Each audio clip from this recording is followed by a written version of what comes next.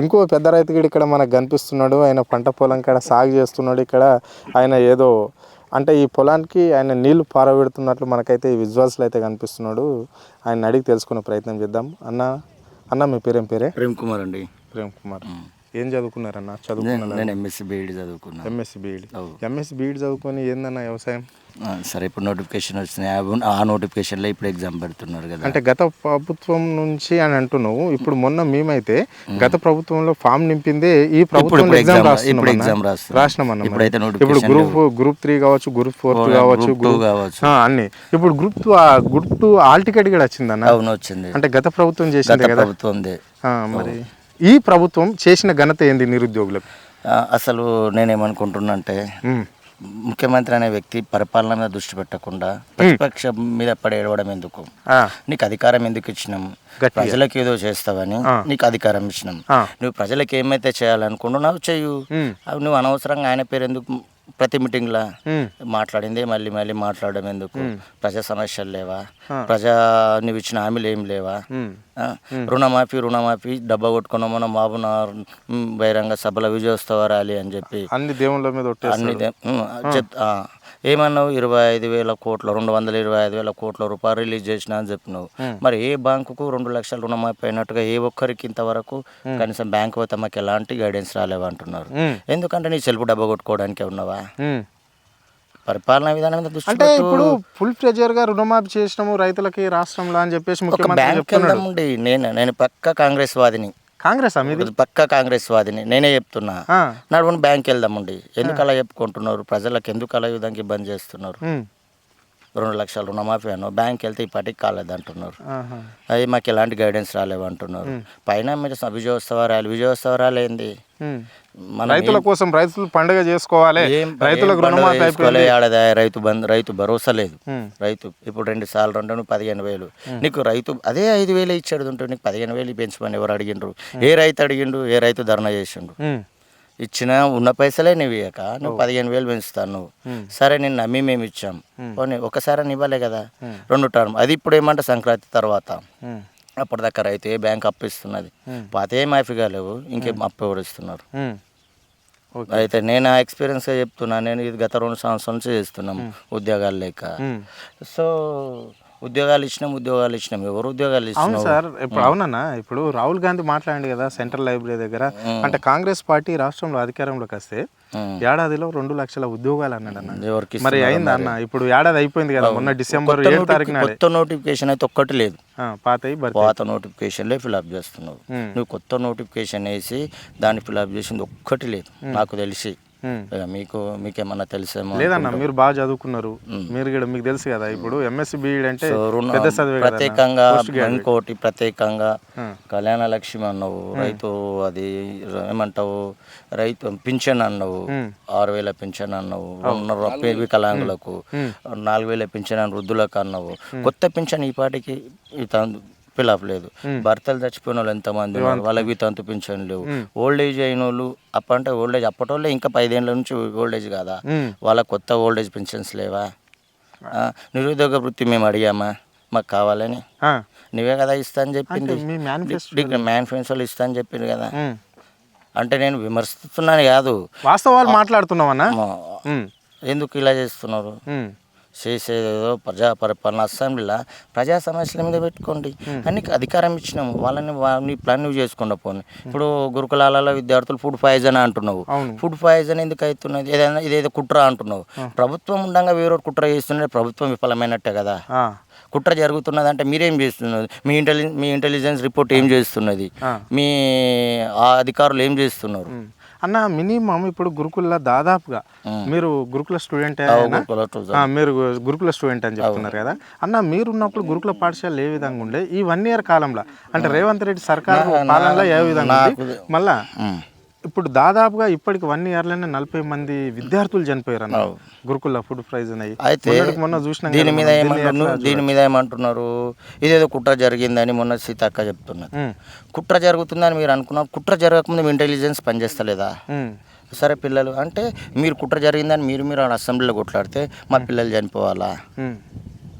మా పిల్లల కనీసం మేము అడుగుతుంది ఏందా? మీ ఉచితాలు, మీ మీ ఉచితాలు మాకు వద్దు, మా పిల్లలకు మాకు కావాల్సింది మంచి చదువు, మంచి హెల్త్, ఇవి ప్రొవైడ్ చేయండి.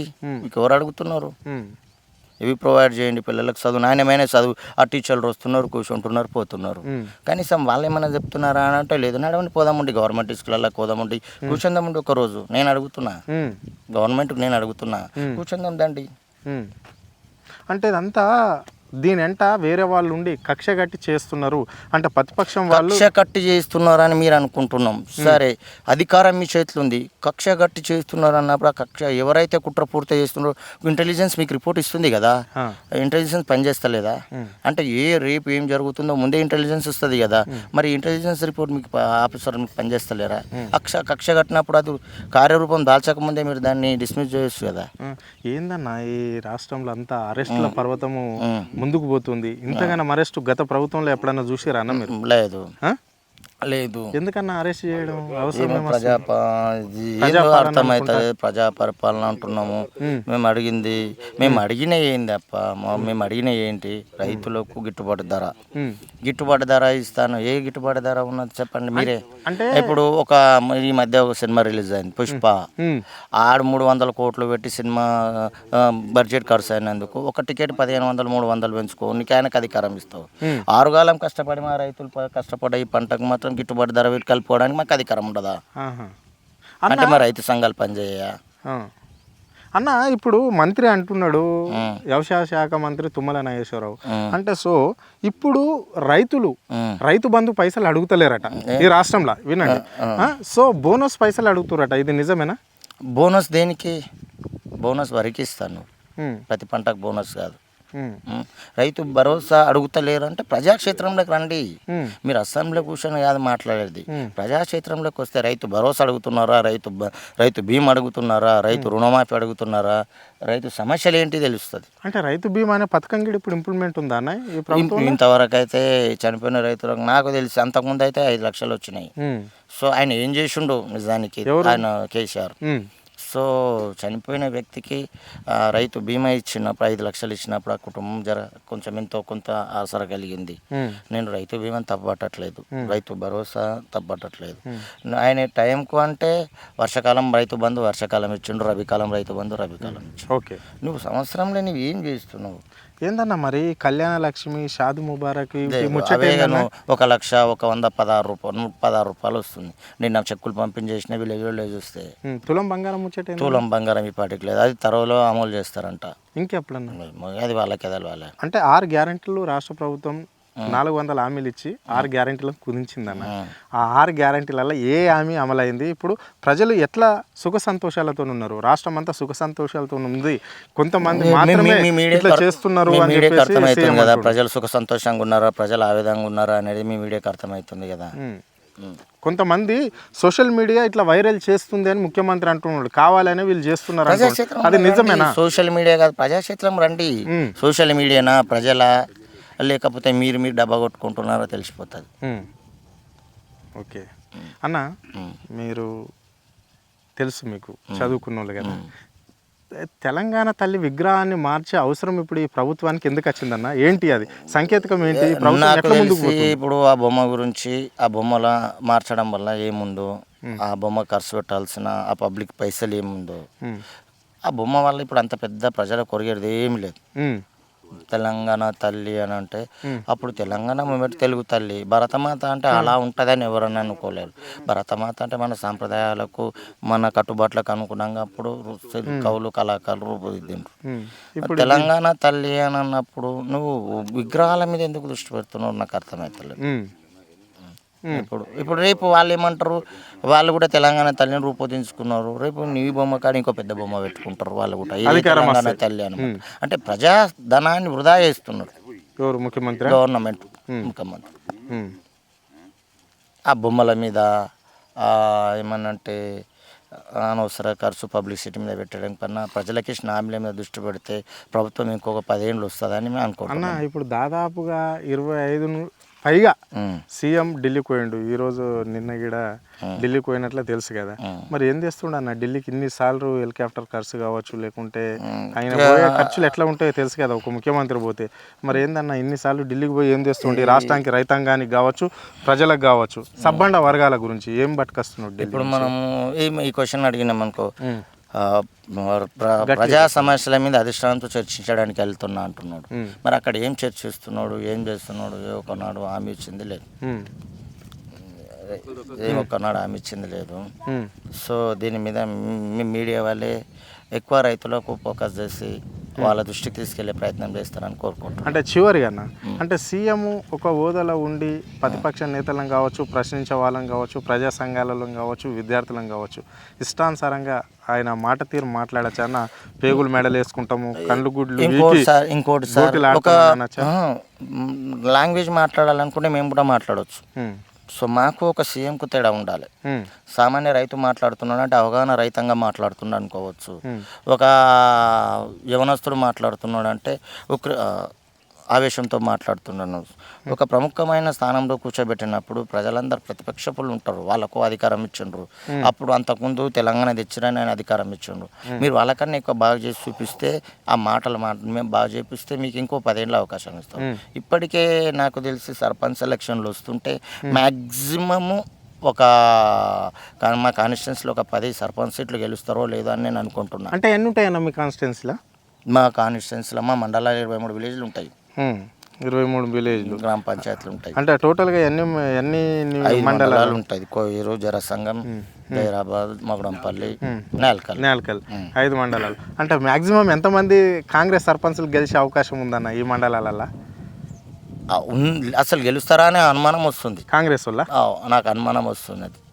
కాంగ్రెస్ పార్టీ కదా, కాంగ్రెస్ పార్టీ కాన్స్టిట్యున్సీలో 3 గ్రూపులు, చంద్రశేఖర్ సార్ది ఒక గ్రూపు, అది మన ఎంపీ సార్ది ఒక గ్రూపు, ఈ యుజ్వాల్ రెడ్డి, గిరిధర్ రెడ్డి సార్ది ఒక గ్రూపు.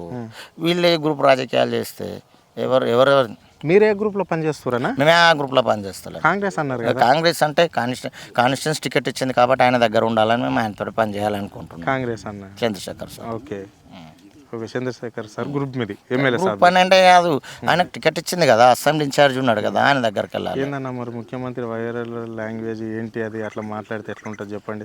అంటే యువతకు ఎలాంటి సందేశం ఇవ్వాలనుకుంటున్నాడు ముఖ్యమంత్రి?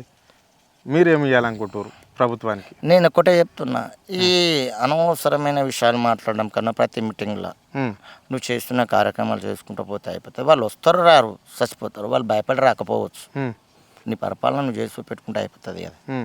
వాళ్ళు భయపడుతున్నారా, వాళ్ళు ఏం చేస్తున్నారా, వాళ్ళ సలహాలు మీకు ఎందుకు? వాళ్ళ పరిపాలనని మంచిగా చేయలేరని మీకు అప్పచెప్పినాం, ఇంకా వాళ్ళ సలహాలు మీకు ఎందుకు? అంతేనా? నేనంటే బాగుండదేమో అని నేను అనుకుంటున్నాను. మీ మీడియా వాళ్ళకే తెలియాలి అది. అంటే 1 ఇయర్ పాలన ఎట్లా ఉందన్న? మరి ఇప్పటికి 1 ఇయర్ అయిపోయింది ఏ ప్రభుత్వం. 1 ఇయర్ పాలన చూస్తుంటే నేను అనుకుంటున్నా, ఎన్నలేని విద్యార్థులకు ఆత్మహత్యలు, ఫుడ్ పాయిజన్లు, రైతుల బాధలు, రైతు బంధువులు లేక పింఛన్లకు పోతే ఊర్లలో విలేజ్లో ముసలోళ్ళు తిడతారు, లేడీస్ తిడతాడు. ఆ బస్సు హైదరాబాద్లో తిరిగే ఉద్యోగస్తులకు పైసలు ఉండగా వాళ్ళకి ఎందుకు అప్ప బస్ ఫ్రీ? పల్లెటూరు ఆడవాళ్ళు ఎవరు తిరుగుతారు? కనీసం కామన్ సెన్స్ లేదా? అసలు ముఖ్యమంత్రి సలహా ఇచ్చేటోడు ఇస్తుంటాడు, ఆ సలహాలు ఇచ్చేటోనికి తెలియదో లేదనుకుంటున్నా. ఐఏఎస్ ఐపీఎస్ ఐఏఎస్ చేసిండ్రు, మరి అధికారులు ఇస్తారు కదా. బస్సుకి ఇచ్చే పైసలు ఇప్పుడు ఎవరు తిరుగుతారు చెప్పండి? మీకు తెలిసి ఉద్యోగస్తులు తిరుగుతారు డైలీ, వాళ్ళకి నెల జీతం వస్తుంది, వాళ్ళకే మీరు ఫ్రీ ఇస్తే వీళ్ళు ఎప్పుడు పోతారు? అమాస పుణ్యంకు, ఏ అత్తగారింటికో, ఏ అమ్మగారింటికో, లేదా ఏ ఫంక్షన్కో అప్పుడు వెళ్తారు వీళ్ళు. 6 కాలం పంట పొలాలు పని చేసుకుంటారు, ఫ్రీ బస్ ఎందుకు? అంటే యువత చెడిపోవాలన్నా? అమ్మాయిలు ఆధార్ కార్డు పట్టుకొని రోజు ఒక దిక్కు తిరగాలన్నా? ప్రభుత్వ నిర్ణయం అంటే అనుమానం. మరి వాళ్ళు ఏ ఉద్దేశంతో వచ్చిండ్రో మరి. ఓకే.